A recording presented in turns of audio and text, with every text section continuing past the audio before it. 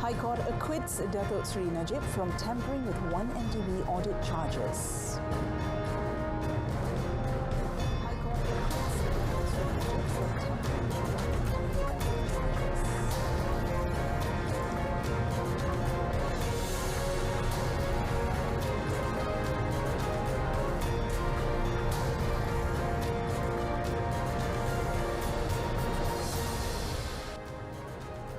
Flood evacuees in 4 states continue to be on the rise, with the number of Johor surpassing the 33,000 mark this morning. In Johor, the flood situation has worsened as the number of evacuees rose to 33,149 as at 8 a.m. today, compared to 28,486 at 8 p.m. yesterday. State Disaster Management Committee, JPBN, in a statement said 19 more relief centres had been opened, bringing the total to 217 in all 10 districts. Segamat is the worst affected district, with 12,186 people from 3,519 families evacuated to 77 centres, followed by Kluang with 5,174 people at 38 centres, and Batu Pahat involving 4,340 people at 24 centres. Also affected is Kota Tinggi with 3,689 people at 19 centres, Muar 2,829 people at 18 centres, Tangka 1,999 people at 19 centres, Johor Bahru 1,216 people at 6 centres, Mersing 722 people at 8 centres, Kulai 630 people at 3 centres, and Pontian 364 people at 5 centres. Meanwhile, in Pahang, the JPBN Secretariat reported that the number of evacuees this morning had increased to 2,031 people housed at 30 centres, compared with 1,769 people at 27 centres last night. Rompin continued to record an increase in the number of evacuees, with 1,355 people evacuated to relief centres this morning, compared to 1,068 last night, while flood victims in other districts, namely Pekan with 106 people, Jerantut 96, Raub 68 and Bura 29 remained the same. However, the number of evacuees in Maran dropped to 355 people from 402 people last night, while Temerloh became the latest district to be hit by floods when a relief centre was opened early this morning to accommodate 22 people.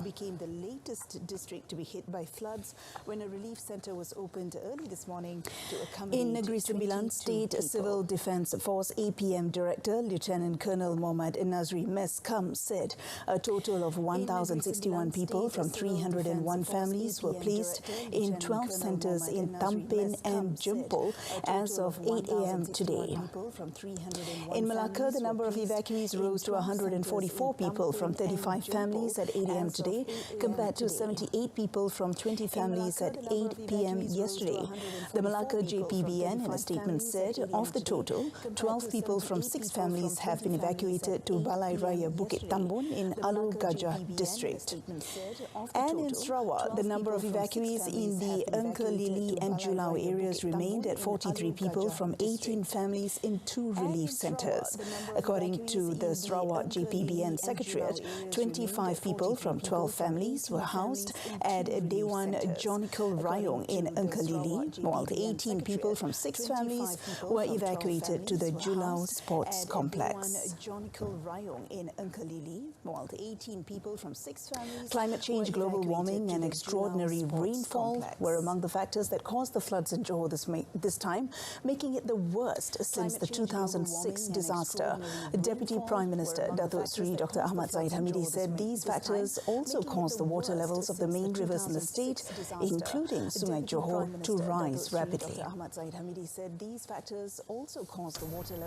He said the government needs to take several steps towards ensuring that the major floods in the state do not recur, including expediting the long-term measure for flood mitigation plans in risky locations. Tetapi yang penting ialah melebar dan mendalamkan sungai-sungai.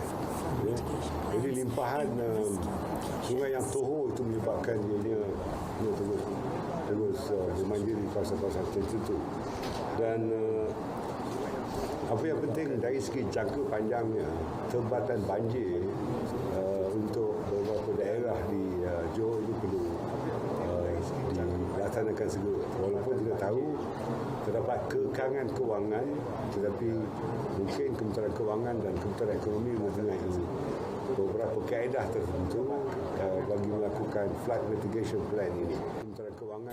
Datuk Sri Ahmad Zaid, who is also Central Disaster Management Committee Chairman, said the government has allocated 7.6 million ringgit as an immediate measure to improve the drainage system in this district. The Deputy Prime Minister said he would also ask Women, Family and Community Development Minister Datuk Sri Nancy Shukri to mobilise Social Welfare Department staff to address manpower shortages at PPS and flood-affected areas.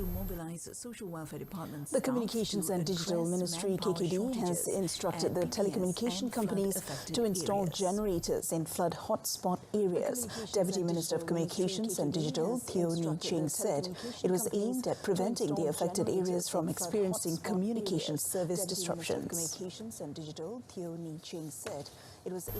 She said KKD will also work with the Malaysian Communications and Multimedia Commission (MCMC) as well as telecommunication companies to ensure telecommunication services are not interrupted. Kerana apabila elektrisiti putus, kalau mereka pun tak ada genset, maksudnya menara telco tu pun tak boleh berfungsi. Jadi memang kami sekarang sudah menggena pasti hotspot. Untuk hotspot banjir, jadi memang kita minta kerjasama daripada syarikat telco untuk buat hardening untuk menara telco mereka untuk pastikan bahawa telco mereka masih boleh berfungsi semasa banjir. The Deputy Minister said this after visiting flood victims at the Sekolah Rendah Jenis Kebangsaan Cina Bukit Batu Temporary Evacuation Centre in Kulai. She was commenting on measures taken by the government to prevent telecommunication access disruptions from occurring in flood-affected areas. Meanwhile, Teo said that based on information received so far in Johor, there were 2 Orang Asli villages that have experienced telecommunication service disruptions due to the ongoing floods, namely in Char, Segamat and Kampung Peta in Endau, Mersing, adding that action is being taken to resolve the issue. In Char, Segamat and Kampung Peta.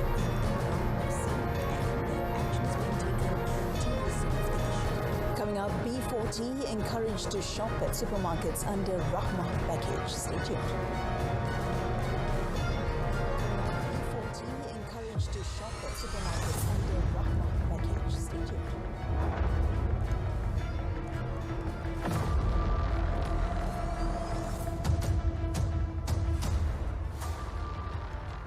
The number of malicious and false statements spread by SMS or social media platforms have become too widespread.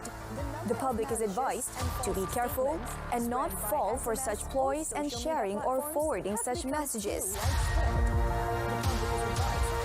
Remember that spreading fake news is an offence under Section 233 of the Communications and Multimedia Act 1998. This carries the penalty of a fine not exceeding 50,000 ringgit or up to 1 year imprisonment or both upon conviction.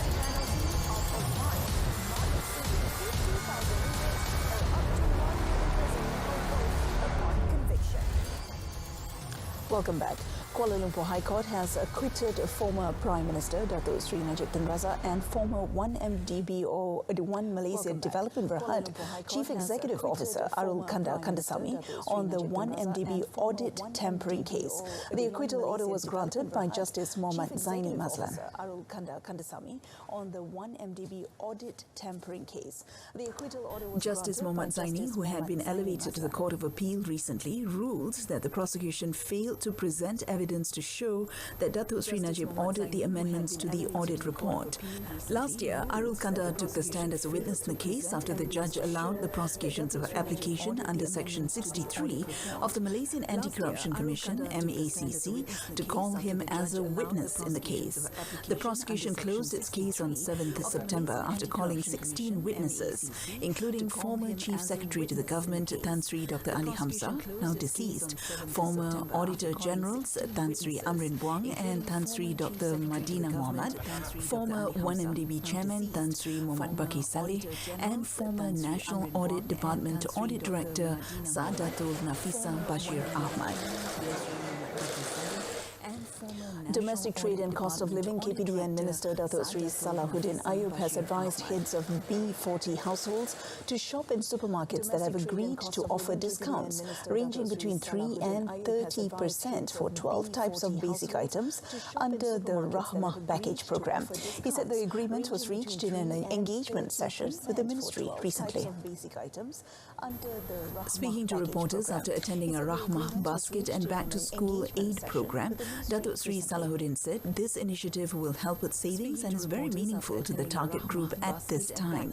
Datuk Sri Salahuddin also said that he was not satisfied with what has been achieved in his 100 days of leading the KPDN, and much is still needed to be done to ensure that the people feel blessed under the unity government.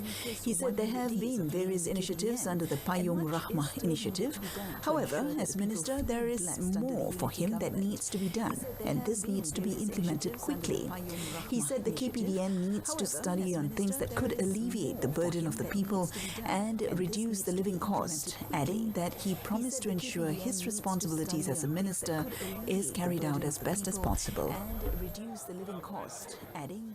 Meanwhile, KPDN Deputy Minister Fuzia Saleh said engagement sessions with stakeholders will be continued to ensure the sustainability of the Menu Rahmah program nationwide. She said direct negotiations have been done with the Association of Restaurant Operators so that the ministry could get direct feedback on the program. She said direct negotiations. Tapi setakat ini alhamdulillah walaupun marginnya sedikit, feedback yang kita dapat jualannya meningkat. Jadi dia make up for the loss in profit in terms of volume. Ini feedback yang kita dapat daripada peniaga-peniaga yang terlibat dalam Menu Rahmah setakat ini. Apa pun kita sentiasa libat urus dan kita akan dapat feedback sekiranya mereka kata mereka dah tak boleh teruskan. Dan kita tengok macam mana kita boleh bantu. The Deputy Minister said this after launching the Menu Rahmah program in Labuan. Dan kita tengok macam mana kita boleh bantu.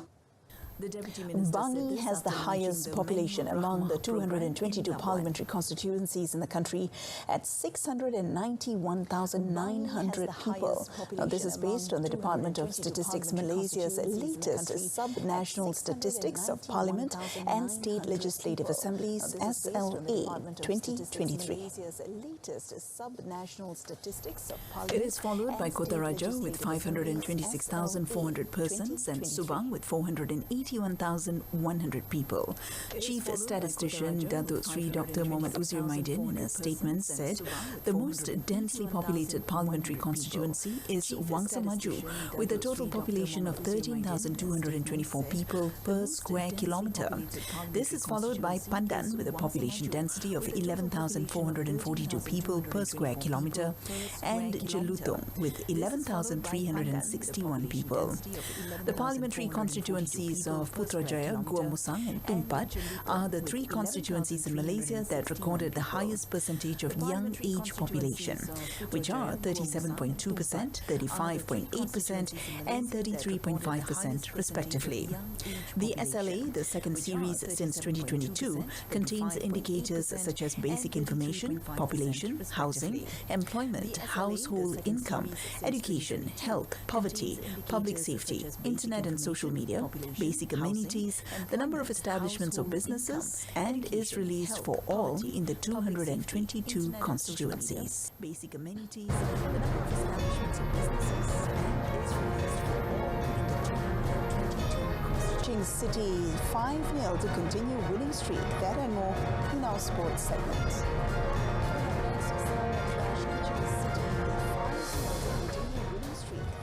We begin our sports segment with the Malaysia Super League news. Selangor FC continued their winning streak after handing Kuching FC a 5-goal drubbing at the Stadium Negeri Sarawak in a Super League match in Kuching last night. The Red Giant squad began aggressively, launching barrages of attack and broke through Kuching's line of defence and goalkeeper as early as the 4th minute through Jordanian Nur Aldin Mahmoud Ali Al-Rawabdi. Just 5 minutes after their first goal, striker Aaron Devel Rodriguez added another to the tally by simply tapping in a pass from captain Brendan Gunn. In the second half, Irfan Bhakti Abu Salim's boys were again left standing when Nur Aldin netted a brace in the 48th minute. The goal feast continued in the 65th minute when Brendan brilliantly completed a move from the left of the field thanks to Mohamed Faisal's pass. Young attacker Ahmad Daniel Ahmad Asri piled the misery on Sarawak with a stinger in the 73rd minute to complete the rout. Meanwhile, the other match at the Darul Makmur Stadium in Kuantan saw hosts Sri Pahang FC collecting 3 points after downing Kelantan FC 4-1. Attacker Kapah Sherman Sean gave the fans a reason to cheer when he scored the opening goal as early as the 12th minute, followed by a goal from Filipino-German midfielder Kevin Langben Ingresso in the 38th minute. Sri Pahang scored another goal through naturalized player and team captain Sergio Aguero in the 43rd minute. Argentine defender Stefano Brundo added a 4th goal for Sri Pahang FC 3 minutes later before Kelantan player Miguel Angel Garrido scored a consolation goal for Kelantan in injury time.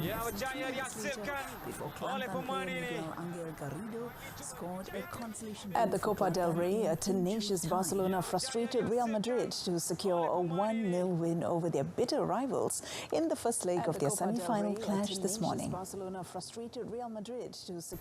The visitors defended superbly after Real centre-back Eder Militao scored an all-goal in the first half. Barcelona's winner arrived in the 26th minute when Real Madrid midfielder Eduardo Camavinga gifted a back pass to Ferran Torres, who reacted quickly to slide the ball to Frank Kessie. His point-blank strike was saved but bounced off Militao and into the net. The assistant referee signalled offside, but the VAR replay showed Kessie was fractionally onside and the goal stood. The teams meet again in Barcelona on the 5th of April, with the winners to face Athletic Bilbao or Osasuna in the final. On to tennis, Novak Djokovic stayed on course for his 3rd title of 2023 by powering into the semi-finals of the Dubai Tennis Championships with a 6-3, 7-5 win over Hubert Hurkacz. The 35-year-old Serbian won in Adelaide before sealing his 22nd Grand Slam trophy at the Australian Open while managing a hamstring injury, and has hit top form after a slow start in Dubai on his return to the tour. Hurkacz threw everything in his deep arsenal at Djokovic on centre court, from winning a point after hitting a tweener in the early moments of the match to putting pressure on the Serbian. However, it was to no avail. Djokovic dominated on serve. He did not face a break point and chipped away to earn opportunities until he broke through. Hurkacz was closest to breaking through at 5-4 in the second set when he took a love 30 advantage. But after Djokovic served his way out of trouble, he seized the match in the next game. The Pole fended off the first 4 breakpoints he faced in the game, but Djokovic unleashed a trademark backhand down the line to claim his 5th chance before successfully serving for his place in the semi-finals. Meanwhile, Alexander Zverev earlier reached his first semi since last year's French Open with a 7-5, 6-4 win over Lorenzo Sonego. The 7th seed has had a torrid time after injuring his ankle at Roland Garros and undergoing surgery, only returning to the ATP Tour in December after suffering a bone edema problem during his rehabilitation. Zverev next plays defending champion Andrei Rublev after the combustible Russian overcame a late wobble to get past Botic van de Zandschluck 6-3, 7-6. Zverev has won each of their 5 meetings, including the last one in the 2021 Cincinnati semi-final. 6-3, 7-6. Zverev has won each of their 5. Medvedev hasn't been playing that well in recent months, but he finally found himself in the past few weeks. It was actually in Rotterdam that it happened, as he won that event. He then went on to Doha and won that event with the run continuing in Dubai. He rolled Coric relatively easily, taking the first set 6-3 and the second 6-2. Now, Coric had some good moments in the second set as he took a 2-1 early lead over the Russian with a break in hand, but the Russian stormed back to win 5 games in a row. 4 aces and 27 winners overall for the Russian, who will face Djokovic for a place in the final. Elsewhere, Thomas Martin Echeverry played one of the best matches of his career to defeat fellow Argentine Francisco Cerundolo on Thursday at the Movistar Chile Open. The 23-year-old earned a 6-3, 3-6, 6-3 victory on his 5th match point in Santiago to reach his 2nd ATP Tour quarter-final. Fueled by a strong serving day and aggressive hitting off his forehand wing, Echeverry scored the 2nd top 50 win of his career by beating the world number 32. Both of Echeverry's quarter-final runs have come this season. He also reached the last 8 in Buenos Aires 2 weeks ago. After recording 3 tour-level wins in 2022, he has already notched 5 this season, including his Santiago first-round win against Fabio Fognini. Echeverry will next meet Serbian Dusan Lajovic, who earlier knocked out Francisco's younger brother, Juan Manuel, 6-2 to 6-7-6 in the quarterfinals. 2 people on motorbikes shot at a supermarket belonging to the family of Antonella Roccuzzo, wife of football great Lionel Messi, yesterday morning. According to the reports, the 2 suspects left a threatening note aimed towards the 35-year-old star at the business in Rosario, Santa Fe province. Pablo Javkin, the mayor of Rosario, blamed security forces for not effectively combating organized crime, which in recent years has grown in the important port city where dozens of ships load thousands of tons of grain every day. Messi and Roccuzzo, who married in 2017 in Rosario, where they are from, often travel there during the holidays to visit their families. Argentine Security Minister Aníbal Fernández said the attack is typical of those that have been happening in Rosario for the past 20 years. Fernández said the national government is working to combat insecurity in the region. The murder rate in Rosario is among the highest in Argentina, as gangs linked to drug trafficking coexist. According to judicial complaints, and clashes causing injuries and deaths are frequently reported.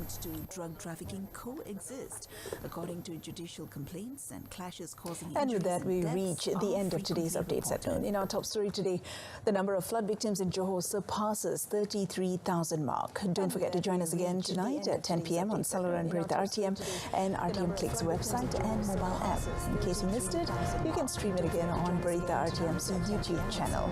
Till then, I'm Priya. Goodbye for now.